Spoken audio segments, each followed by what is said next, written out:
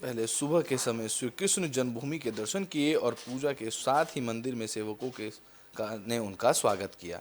आपको बता दें कि मुख्यमंत्री ने आगे कहा कि इस्कॉन की स्थापना प्रभुपाद ने की थी। वह सन्यासी थे और हरे कृष्ण मूवमेंट में सनातन संस्कृति का प्रचार भी उन्हीं के द्वारा किया गया था। उन्होंने गुरु के आदेश पर दुनिया में कृष्ण भक्ति आंदोलन को फैलाया।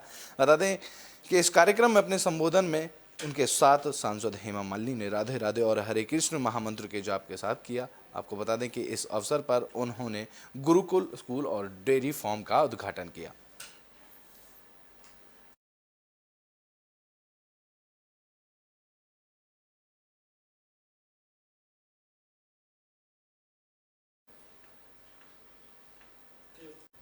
तो बेटे में बात कर लेते हैं मथुरा की, जहां सीएम योगी आदित्यनाथ ने मंदिर में जाकर पूजा अर्चना की। मथुरा में मुख्यमंत्री योगी आदित्यनाथ ने भगवान श्री कृष्ण के दर्शन किए, साथ ही सुबह सुबह श्री कृष्ण जन्मभूमि पहुंचे। उन्होंने जन्मभूमि स्थित भागवत भगवान में विधि विधान से पूजा अर्चना की, जहां श्री राधा कृष्ण के विग्रह की आरती उतारी। बता दें कि मुख्यमंत्री योगी आदित्यनाथ ने मंगलवार को देर शाम मथुरा पहुंचे थे, जहां चंडीगढ़ से आगरा पहुंचने में देरी के कारण उन्हें मथुरा आगमन पर करीब 1.5 घंटे की देरी हुई थी। बारिश के कारण महाराज कार्यक्रम स्थगित होने पर उन्हें सीधे रात्रि में विश्राम के लिए यूपी विश्वविद्यालय के गेस्ट हाउस ले जाया गया था, जिसके बाद सुबह से ही वह श्री कृष्ण जन्मभूमि के लिए रवाना हुए, जहां उन्होंने पूजा अर्चना की।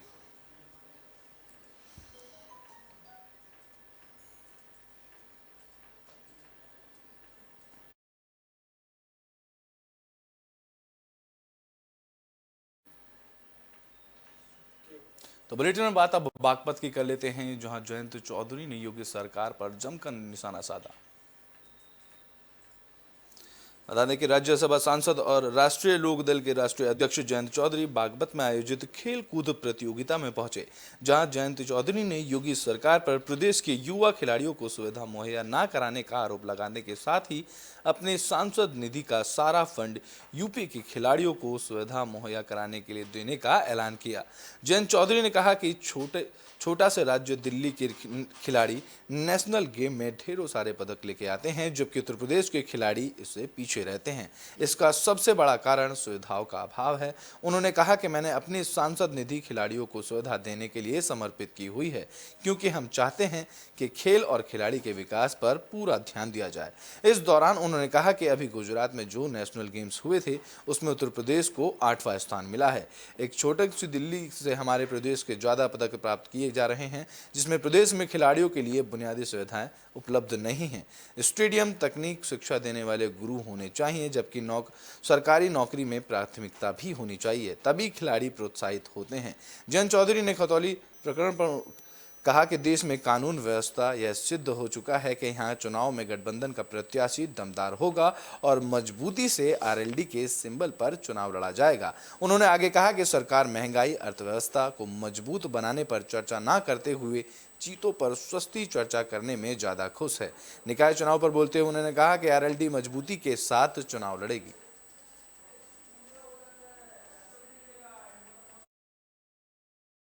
8वां स्थान। केरल जिस राज्य की आप 8 गुना आबादी उत्तर प्रदेश में है केरल के मुकाबले, लेकिन केरल 6ठे स्थान पे है, हम 8वें स्थान पे हैं। तमिलनाडु जिससे आपकी 4 गुना ज्यादा आबादी उत्तर प्रदेश की है, उसने भी 5वां स्थान पाया। और उत्तर प्रदेश से ज्यादा पदक दिल्ली, ये छुटक सी दिल्ली, उनके खिलाड़ियों ने नेशनल गेम में हासिल किया। तो इसका दोष खिलाड़ियों को तो नहीं जाता। हमने जो बुनियादी व्यवस्थाएं खिलाड़ियों के लिए बननी चाहिए, प्रॉपर स्टेडियम हो, प्रॉपर कोचिंग हो, टेक्निकल नॉलेज जो खिलाड़ी को देनी है वो देने वाले गुरु हों, और सरकारी नौकरियां भी उनको मिले, उनको सरकारी सेवा में जो प्रमोशन मिलने चाहिए, जो भी तो बुलेटिन में बात अब उन्नाव की कर लेते हैं, जहां मेडिकल सर्टिफिकेट के लिए छात्रों से रिश्वत ली जा रही है। आपको बता दें कि सीएमओ ऑफिस का वीडियो सोशल मीडिया पर जमकर वायरल किया जा रहा है। उन्नाव के सीएमओ ऑफिस में एक चौंकाने वाला वीडियो सामने आया है, जहां कुछ युवकों ने दावा किया है कि मेडिकल सर्टिफिकेट बनवाने के लिए कार्यालय के बाबू ने उनसे रिश्वत मांगी है। युवकों ने बाबू का घूस लेते हुए वीडियो बना लिया और सोशल मीडिया पर उसको वायरल कर दिया। दरअसल इन दिनों बीएड, बीटीसी समेत तमाम जगहों पर एडमिशन के लिए मेडिकल सर्टिफिकेट छात्रों से मांगे जा रहे हैं।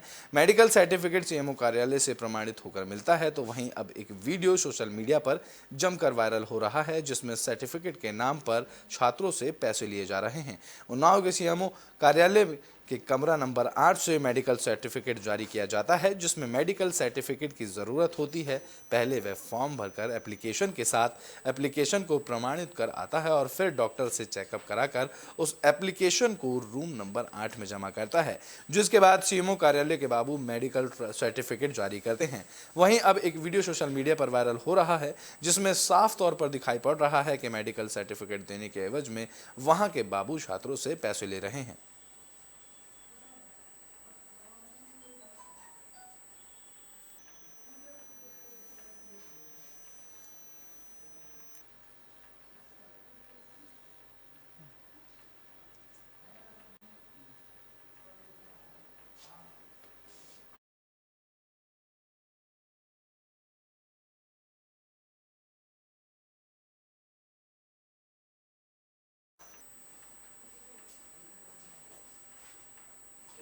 तो बुलेटिन में बात कर लेते हैं बागपत की, जहां ऑनर किलिंग का मामला सामने आया। आपको बता दें कि एक भाई ने अपनी बहन और उसके प्रेमी की हत्या कर दी।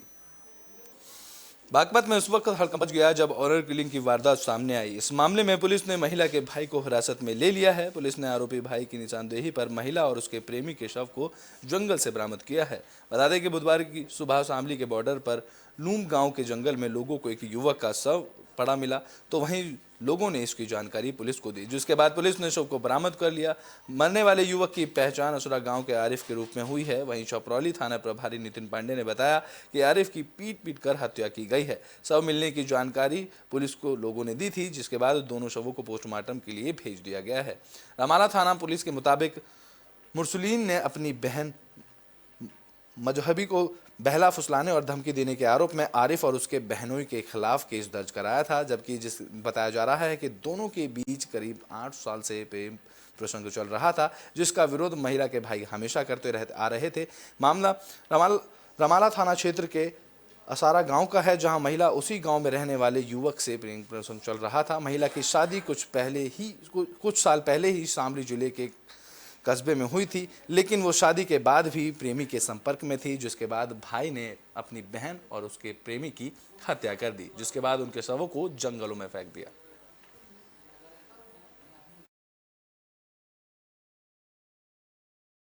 ट्रेन में से पकड़ के ना ले गए अपने गैल में।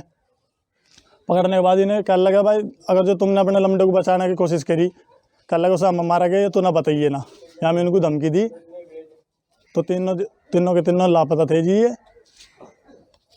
कहाँ मिले इनके शव? लड़की तो जी मिली असारा गांव के जंगलों में। और लड़के का क्या नाम है उसका, अल्लम है जी, अल्लम नाड़ा से मिला लड़का। कल 8 नवंबर की रात को लगभग 9 बजे रमाला थाना पुलिस को असारा गांव से सूचना प्राप्त हुई कि असारा गांव के एक व्यक्ति, जिसका नाम मुरसलीन है, उसने अपनी सगी बहन महजबी तथा उसके दोस्त आरिफ की हत्या कर दी है। डेड बॉडी कहीं छिपा दी है।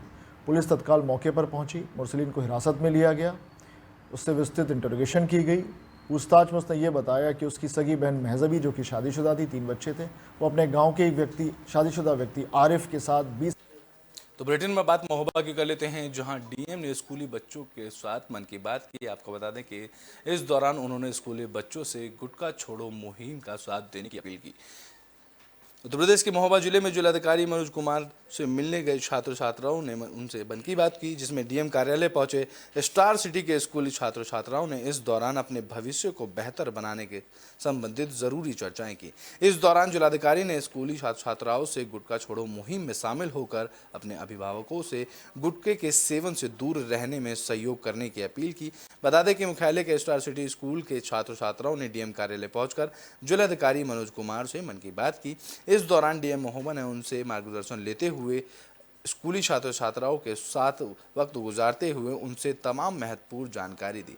जिलाधिकारी ने अपनी बात रखते हुए लक्ष्य को कैसे और किस तरह प्राप्त किया जाए इन मुद्दों पर चर्चा की।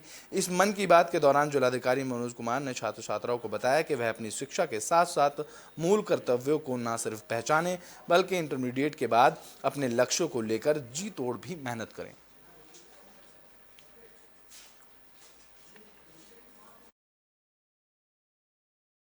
सर ने हम लोग से कहा है कि अगर किसी घर में सब कोई ज़्यादातर तो 90% पेरेंट्स गुटखा खाते हैं, उन लोग को हम लोग की ये हैबिट छुड़वानी है। और सर कह रहे थे कि एक घर में 50 रुपीज़ का गुटखा चला जाता होगा एक दिन का, और महीने में 15,000 और साल में 3 लाख, ऐसे भी बहुत आगे सालों में 1 करोड़ से भी ज़्यादा रुपए से गुटखा खाया जाता होगा। इस आदत को हम लोग को छुड़वाना है और हम लोग को इससे पढ़ाई में मेहनत हो सकती। तो बुलेटिन में बात उन्नाव की कर लेते हैं, जहां एक युवक ने दिन दहाड़े महिला को गोली मारी, जिसके बाद मौके पर हड़कंप मच गया। उन्नाव में दबंगों के हौसले बुलंद होते नजर आ रहे हैं। बता दें कि पूर्वा कोतवाली क्षेत्र के अंतर्गत सीओ कार्यालय के सामने महिला अधिकारी पर एक युवक ने तमंचे से फायर कर दिया।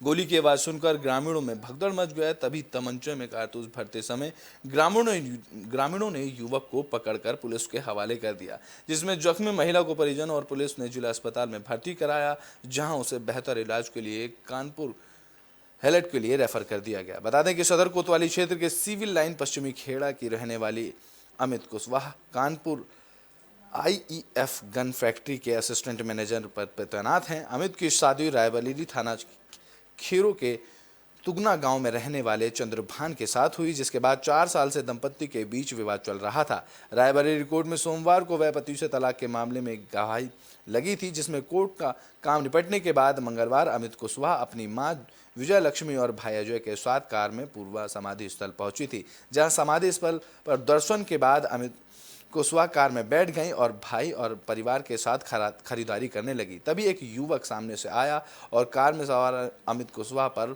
फायरिंग कर दी। 2 गोलियां उनके सिर पर और 1 गोली उनके गले में लगी, जिससे वह जख्मी हो गई। गोली की आवाज़ सुनकर ग्रामीणों ने भागकर युवक को पकड़ लिया और पुलिस के हवाले कर दिया।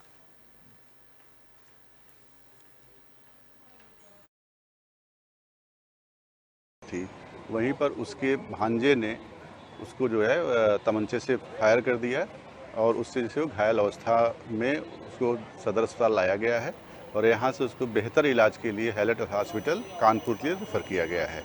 अभियुक्त को मय तमंचे के साथ गिरफ्तार कर लिया गया है।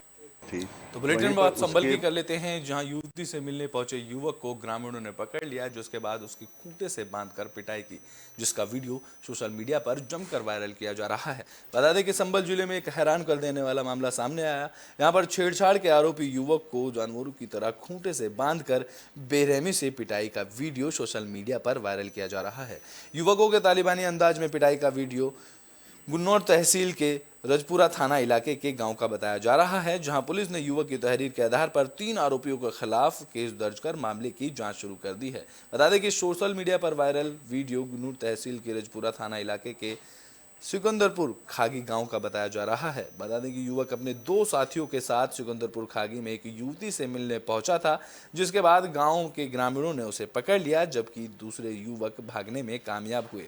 ग्रामीणों ने युवक को पकड़ने के बाद जानवरों को बांधने वाले खूंटे में जानवरों की तरह बांध दिया, जिसके बाद उसकी जमकर पिटाई की।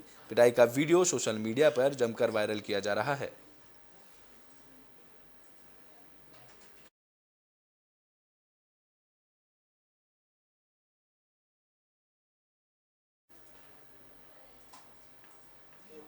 तो बुलेटिन के आखिरी में बात कानपुर की कर लेते हैं, जहां हास्य कलाकार अनु अवस्थी का अनोखा प्रदर्शन सामने आया।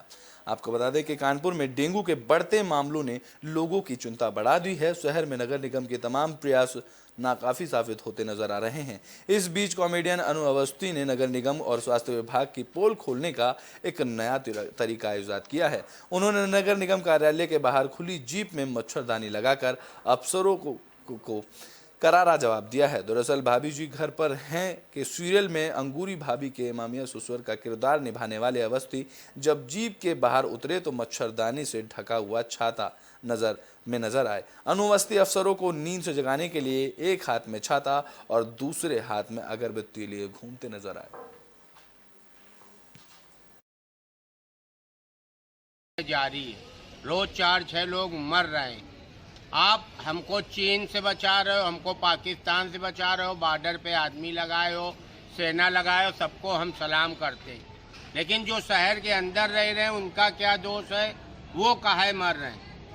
आज की तारीख में सरकारी अस्पताल में 300 मीटर तक लंबी लाइन है और प्राइवेट में अगर आप शोर सिफारिश लगा के भर्ती भी हो रहे हो तो उसके बाद डिस्चार्ज कराने के लाले हैं।